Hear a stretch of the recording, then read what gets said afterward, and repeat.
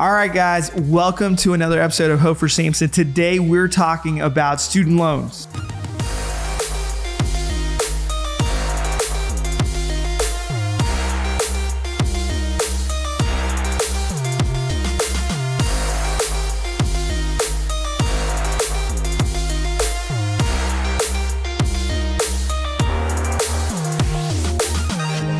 We really want to talk about student loans because it's a huge problem in our society. About a third of Americans have student loan debt. A third of adult Americans have student loan debt. So that's a big amount of people that really are dealing with this in real time. That's right. And it's a big part of our story too, because we were that couple. And, you know, the whole reason we do what we do now is because we want to help that couple that just got married. Like they were just like us. They just got married. They found themselves in $90,000 worth of student loan debt, and they're trying to figure out how to get started with life. And so it's a big part of who we are and how we got to where we're at, because that's where we started off too. So if you find yourself and you're in that spot right now, know that there's no judgment coming from us to you. Sometimes we can, I'm sure, come off a little bit harsh because we're giving all of this advice, right? But really it's because that whole industry is so deceptive and corrupt. They really make it difficult for you to navigate, even when you're trying to make wise decisions, healthy decisions regarding your finances. They don't make it easy. So we're here to be an additional resource for you guys to help you kind of navigate those waters a little bit. That's right. Yeah. And so Hope was just telling me just earlier that even the way that debt collectors can communicate with you has changed. That's right. So just Tuesday, this was just passed into law. They can now slide into your DMs on social media. So be ready. Not only can they call you, call your relatives, harass you. Yeah. Now that they can actually get to you on Facebook. Messenger. You know, I've always been comforted by the fact that Facebook is such a safe place to be. It really is. And now the debt collectors are there. Yeah. So here we go. There we go. One more problem for Facebook. So now we're going to go over some statistics to let you guys know just kind of where we stand as a society in terms of student loans. There is currently $1.73 trillion in student loan debt in America. The average student loan monthly payment is $393. The average student loan is $37,000. 62% of college grads in 2020 graduated with student loans. More than half, 52% of older millennials with student loan debt say their loans weren't worth it.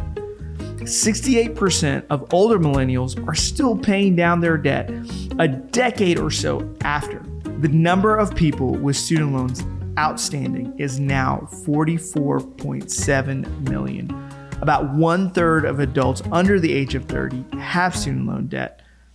On average, it takes 21 years to pay off a student loan. Whoa. That's some crazy statistics if you think about it. Because it helps you really understand kind of soberly that this is a thing that affects a huge part of our society. And there's not necessarily a clean-cut solution outside of the fact that people need to pay off this student loan debt. I think what's extra alarming about it, really, when you come at it from any of these statistics, is this problem is getting much worse. Yeah. It's not getting better. So those are the trends that you really do want to pay attention to, especially when they affect you personally. So how can I avoid taking on student debt? Let's talk about that. Yeah. So first off, tuition inflation. It's been a real problem. Yeah. And so what is the statistic on that? Since 1978, this is just mind blowing. Since 1978, tuition has inflated 1,120%. So, you know, back in the day, you had your parents or whatever say, you know, I didn't even have to take out loans and this and that. It was a very different time back then, and things are very different. Conversely, other things like groceries and such have gone up like maybe 100, 200, all the way to 600% for inflation. But I mean, even in that regard, it's still more than double the highest other industry. Yeah. I know it always bugged me when I would hear somebody like, oh, well, I got a part-time job and that's how I paid up for my college. Why don't these young people do?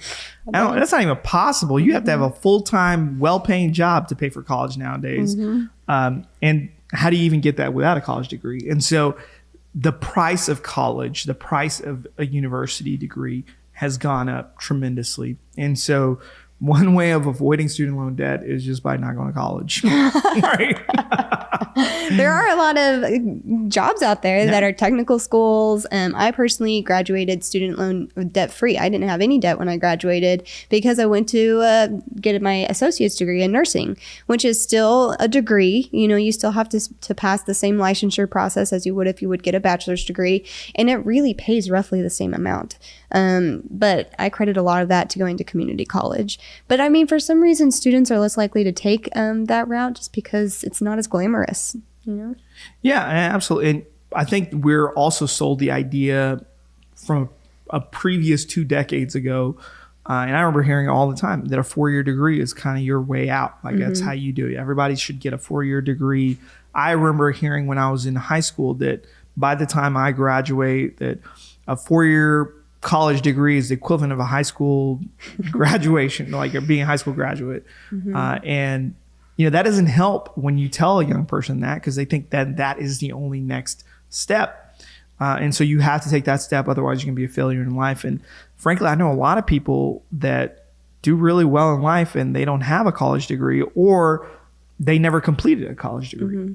I also know a lot of people, and I'm sure that you guys do too, who have graduated with a college degree that has nothing to do with the industry that they're currently in. I think a lot of that has to do with degree selection, right? Doing a lot of research up front about what is actually going to be in the job market before you spend thousands and thousands of dollars on your degree. Yeah, absolutely. And I think that's a big part of it. If just right off the bat, if you can get the idea that your next step after high school is not to go get a college degree. Your next step is to figure out what you want to do for the rest of your life. And that's a big decision. And I think a great way to do that in today's world is to go find somebody that's doing what you're doing, with it, what you want to do, and say, hey, how did you get there? And then ask a bunch of good questions and see if you can intern, if you can do an apprenticeship, if outside of a few, you know, very specific technical jobs like engineering or in the medical field, you might not need a degree to do the thing that you're wanting to do. A big one is audiovisual, graphic absolutely. design, and that market is huge right now because, you know, the pandemic, everybody's doing everything online. Absolutely. I heard somebody say that the prices on those jobs, and I think we found this out too, is the amount that people are getting paid to do audiovisual, you know, like videos, all that kind of stuff. That's shot through the roof. Yes. And there's a huge demand for it because now everybody needs everyone is a content creator. Everybody needs somebody who's an expert at that. And so there's a lot of great people that turned a side hustle into their main hustle during the pandemic because the market has gone up. Demand has gone up. Yeah. And that's honestly, it's I think some of the best people that do it are self-taught. They never went to school for it. In fact, a lot of people that I know went to school for it aren't very good at it. Just be real. Another way that you can avoid student debt altogether is don't go to an out-of-state school. I know a lot of kids that have done this actually, and it is more.